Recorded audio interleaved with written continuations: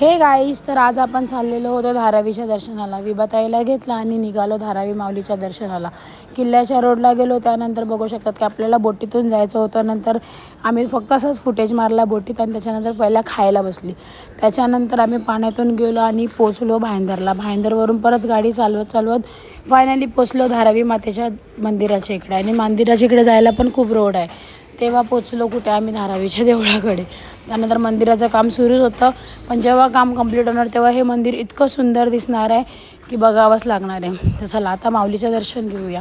धारावी माते की जय. आपली सगळ्यांची आई माऊली म्हणजे धारावी आई. तर तिचं दर्शन घेऊन मन खूप असं प्रसन्न झालं. तर आम्ही पुढे आता निघालो, म्हणजे रिटर्न घरी यायला निघालो. आल्या पहिलं खायला गेलो. चायनीज बेल आणि आपलं सगळ्यांचं फेवरेट म्हणजे पटॅटो स्प्रिंकल खाल्लं. त्यानंतर नारळ पाणीही पिला कारण की खूप ऊन होतं.